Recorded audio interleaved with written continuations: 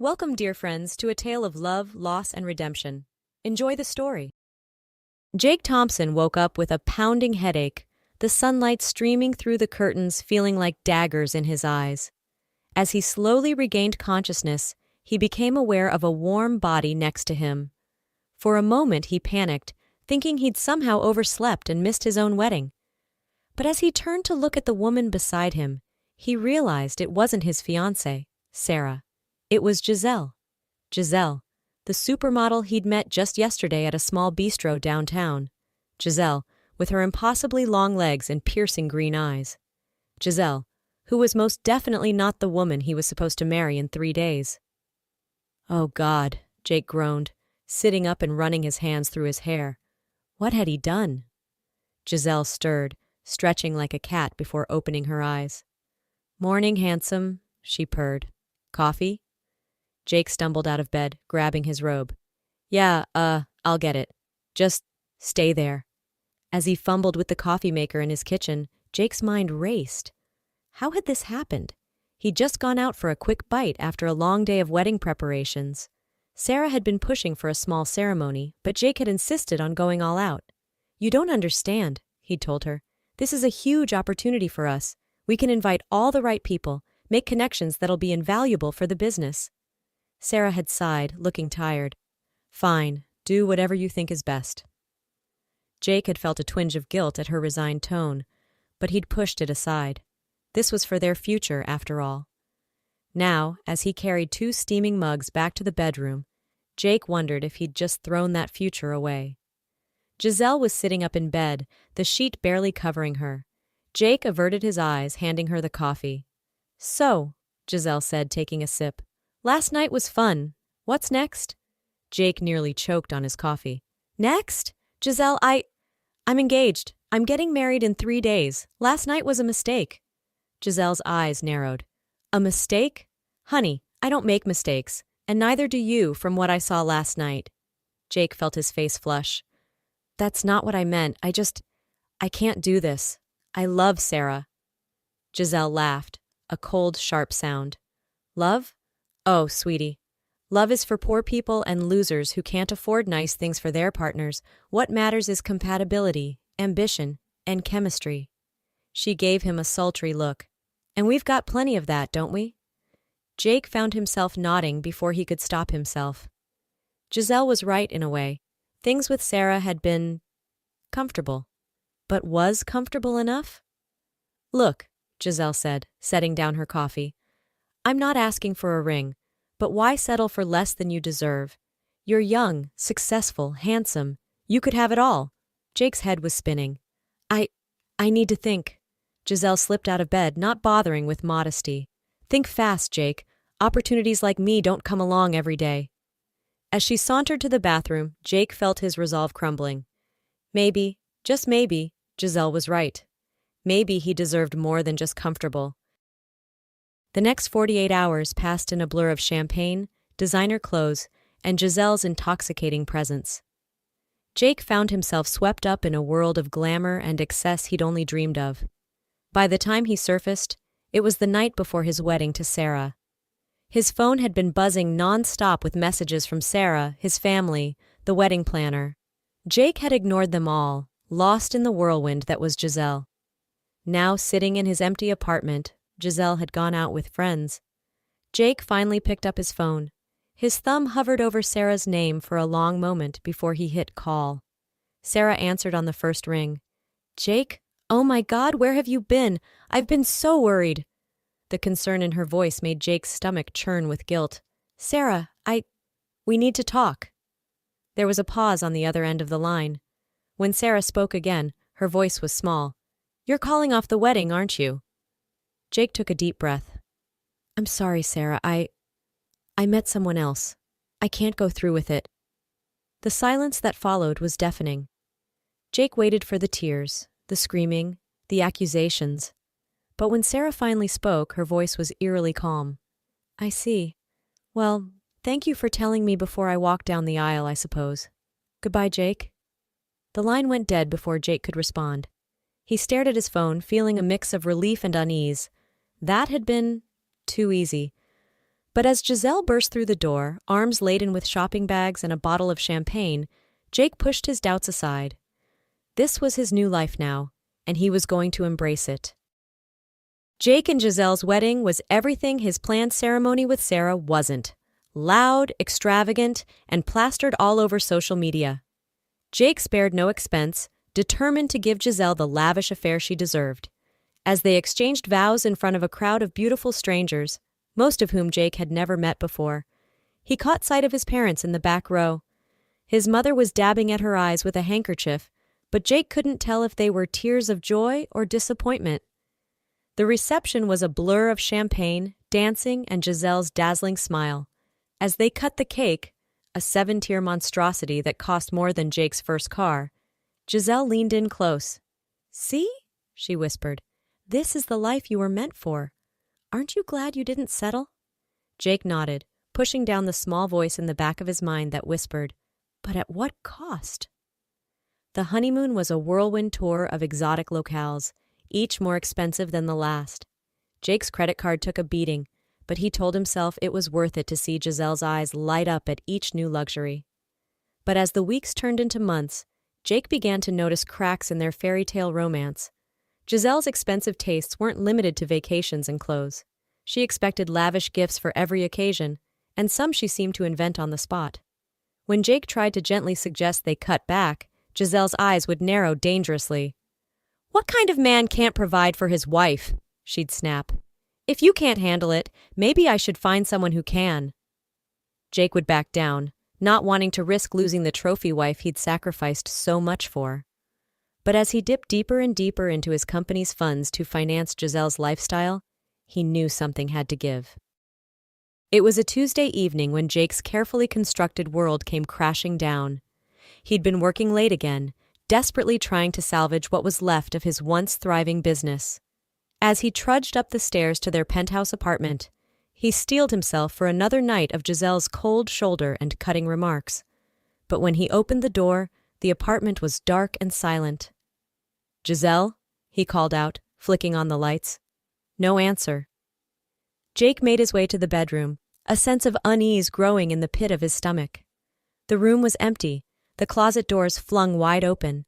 Giselle's designer clothes and shoes were gone, leaving behind only empty hangers and a faint trace of her perfume. On the bed, Jake found a note scrawled on monogrammed stationery. "Jake, sorry darling, but this isn't working out. I need a man who can keep up with my lifestyle, not a boy playing at being rich. Don't try to find me. By the time you read this, I'll be long gone. Thanks for the memories and the diamonds, Giselle." Jake sank onto the bed, his head spinning. How had it come to this? He'd given up everything for Giselle, his fiancée, his reputation, his business. And now she was gone, leaving him with nothing but debt and regret. As the reality of his situation sank in, Jake's phone buzzed with a text. It was from his accountant. "We need to talk. The bank is calling in our loans. All of them. Tomorrow, 9 a.m. Don't be late." Jake stared at the message, a cold sweat breaking out on his forehead. This was it, the end of everything he'd worked for.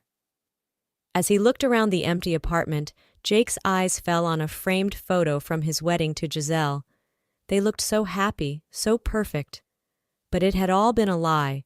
For the first time since that fateful night he'd met Giselle, Jake allowed himself to think of Sarah.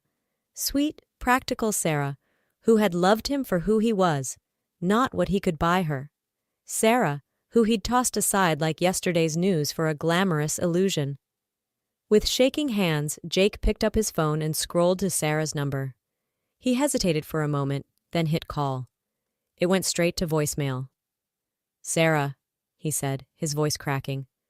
"I know I'm probably the last person you want to hear from, but I need help. I've made a terrible mistake. Please, if you get this, call me back. I'm sorry for everything." As he ended the call, Jake wondered if it was too late to make things right. Had he burned all his bridges in pursuit of a dream that turned out to be a nightmare? Little did Jake know his troubles were only just beginning. The next morning, Jake dragged himself to his company's offices, dreading the meeting with his accountant. But as he approached the conference room, he was met with an unexpected sight. Sitting at the head of the table was not his mild-mannered accountant, but a face he hadn't seen in months, Timothy Davis, Sarah's father. "Well, well," Timothy said, his voice cold. "Look what the cat dragged in." Jake felt his knees go weak. "Mr. Davis? What are you doing here?" Timothy leaned back in his chair, a predatory smile on his face. "Oh, didn't you hear? I own this bank now, and by extension, I own you." Jake's mind raced. He knew Timothy had been successful, but this was beyond anything he'd imagined. "I don't understand," he stammered. "Let me spell it out for you, son," Timothy said, his voice dripping with sarcasm on the last word. "You took out loans, big loans, and now it's time to pay up. All of it. Today." Jake felt the blood drain from his face. "But that's impossible! The terms! The contract!" Timothy slid a document across the table. "Read it again, Jake. Carefully this time." With trembling hands, Jake picked up the contract. There, in black and white, was a clause he'd somehow missed in his haste to get the money. "The lender reserves the right to call in the full amount of the loan at any time, at their discretion." Jake looked up, his eyes wide with panic. This will ruin me." Timothy's smile didn't reach his eyes. "That's the idea, Jake. You ruined my little girl's life. Now it's my turn." As the reality of his situation sank in, Jake felt his world crumbling around him. In the span of 24 hours, he'd lost his wife, his business, and now, it seemed, his future. "Please," Jake begged, hating the desperation in his voice. "There must be something we can work out." "I'll do anything." Timothy stood, straightening his expensive suit. "It's too late for that, Jake. You made your choice. Now you get to live with the consequences." As Timothy walked out, leaving Jake alone in the conference room, the full weight of his actions came crashing down on him. He'd thrown away a good woman, a promising future, all for a fleeting taste of glamour and excitement. And now he was left with nothing but regret and a mountain of debt. The next few weeks were a blur of legal meetings, asset liquidations, and sleepless nights. Jake watched helplessly as everything he'd built was stripped away, piece by piece. His company, his home, even his car, all gone to satisfy the debts he'd racked up. He ended up in a tiny studio apartment on the outskirts of town, surviving on ramen noodles and whatever odd jobs he could scrounge up. The irony wasn't lost on him. He'd left Sarah because he thought he deserved more, and now he had less than he'd ever had before. One particularly bleak evening, as Jake sat on his threadbare couch, staring at the wall and wondering how it had all gone so wrong, there was a knock at the door. Puzzled, he never had visitors these days. Jake answered. His jaw dropped when he saw who was standing there. Sarah? She looked different, more confident, more polished, but her eyes still held that same warmth he remembered.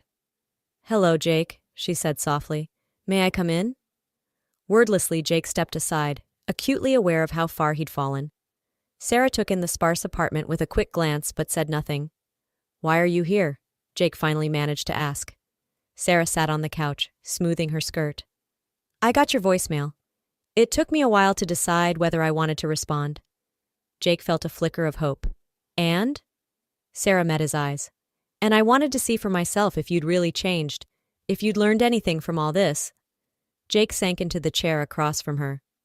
"Oh, I've learned plenty, but it's too late now, isn't it? I've lost everything. My business, my money, you." Sarah was quiet for a moment. Then she reached into her purse and pulled out a folder. "Actually, that's not entirely true." Jake looked at her, confused. Sarah opened the folder, revealing a stack of documents. "Your company isn't gone, Jake. It's mine now." "What?" Jake felt like he'd been punched in the gut. You bought my company?" Sarah nodded. "With a little help from my father, yes. He wanted to dismantle it completely, but I convinced him to let me take it over instead." Jake's head was spinning. "But why? After what I did to you?"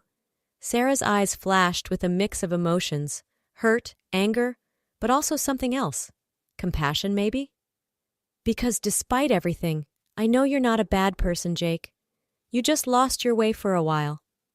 She stood up, smoothing her skirt again. "I'm offering you a job, not as CEO, of course, but an entry-level position, a chance to work your way up again, the right way this time. Jake stared at her, unable to believe what he was hearing. Sarah, I don't know what to say. Sarah headed for the door. You don't have to say anything now. Think about it. If you want the job, be at the office Monday morning 9 a.m. sharp. As she reached for the doorknob, Jake found his voice. Sarah, wait. She turned, one eyebrow raised. I'm sorry, Jake said, his voice thick with emotion, for everything. I was a fool, and I hurt you terribly. I don't deserve this second chance. Sarah's expression softened slightly. Maybe not, but you're getting it anyway. What you do with it is up to you. And with that, she was gone, leaving Jake alone with his thoughts and an unexpected glimmer of hope for the future. 1 year later. Jake straightened his tie as he waited for the elevator in the lobby of what used to be his company. A year had passed since Sarah had offered him that lifeline, and he'd worked every day to prove he deserved it. Starting in the mailroom had been a humbling experience, but it had taught Jake more about his former company and himself than he'd ever known as CEO. He'd worked his way up to a junior account manager position, earning every promotion through hard work and dedication. As he stepped into the elevator, he caught sight of his reflection in the mirrored walls. Gone was the flashy suit and arrogant smirk. In their place was a man who looked content, grounded. The doors opened on the executive floor, and Jake made his way to Sarah's office. They had a standing weekly meeting to discuss ongoing projects, but today felt different somehow. Sarah looked up as he entered, a small smile playing on her lips. Good morning, Jake. Please have a seat. Jake sat down, feeling a familiar flutter in his stomach. Despite their professional relationship over the past year, he couldn't deny that his feelings for Sarah had only grown stronger, but he'd kept things strictly professional, not wanting to jeopardize the second chance she'd given him. So, Sarah began, leaning back in her chair, it's been a year since you started here. How do you think it's going? Jake took a deep breath. Honestly, it's been the most challenging and rewarding year of my life. I've learned so much, not just about the business, but about myself. I can't thank you enough for the opportunity, Sarah. Sarah nodded, her expression unreadable. And do you think you've changed? Grown from the experience? Jake met her gaze steadily. I know I have. The man I was before? I barely recognize him now. I was so caught up in appearances and status that I lost sight of what really mattered. I hurt a lot of people, especially you, and I'll always regret that. But this year has taught me the value of hard work, integrity, and true connection. Sarah was quiet for a moment, studying him. Then she reached into her desk drawer and pulled out a file. I'm glad to hear you say that, Jake, because I have a proposition for you. Jake leaned forward, curious. Sarah opened the file and slid it across the desk to him.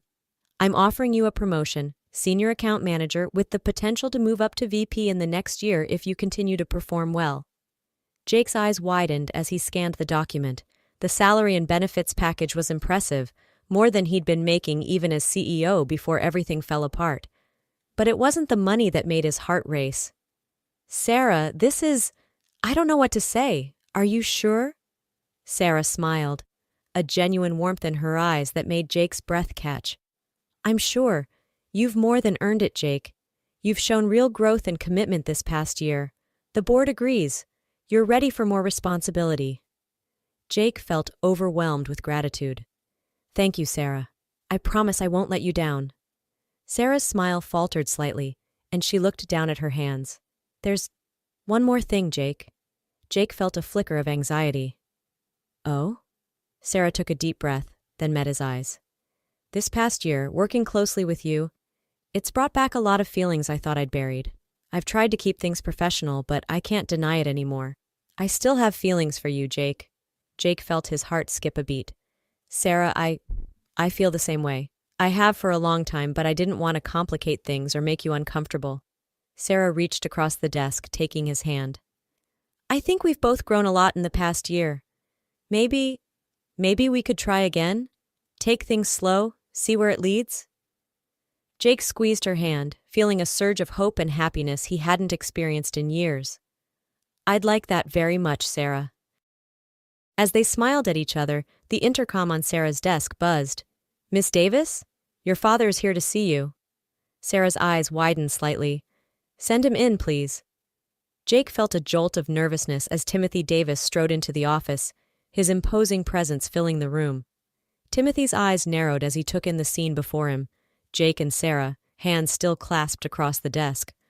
"Well," Timothy said, his voice carefully neutral, "what's going on here?" Sarah stood, her chin lifted defiantly. "Dad, Jake and I were just discussing his promotion to senior account manager, and we've decided to give our relationship another chance." Timothy's eyebrows shot up. He looked at Jake, his gaze piercing.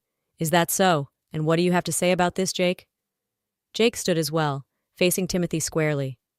"Mr. Davis, I know I hurt Sarah terribly in the past. I made a lot of mistakes, and I've spent the last year trying to make amends and become a better man. I love your daughter, sir, and if she's willing to give me another chance, I promise to spend every day proving that I'm worthy of her trust and affection." Timothy was quiet for a long moment, looking between Jake and Sarah. Finally, he sighed. "Well, I can't say I'm thrilled about this, but," he added, seeing Sarah's expression harden, "I trust my daughter's judgment. And I have to admit, Jake, you've shown real character this past year. Just remember, you're on probation with me, young man. Don't mess this up again." Jake nodded solemnly. "I understand, sir, and thank you." As Timothy left the office, Sarah turned to Jake, her eyes shining. "Well, that went better than I expected."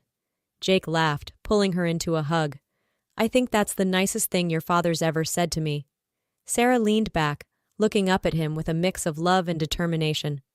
"We've got a long road ahead of us, Jake. It won't always be easy." Jake nodded, brushing a strand of hair from her face. "I know, but we've both learned a lot, and this time, we'll face whatever comes together." As they sealed their new beginning with a kiss, Jake marveled at how different his life was from a year ago. He'd lost everything, only to gain something far more precious: true love, hard-won wisdom, and a chance at real happiness. The road ahead might be challenging, but with Sarah by his side, Jake knew he could face anything. He'd been given a second chance at love and life, and this time, he was determined to get it right.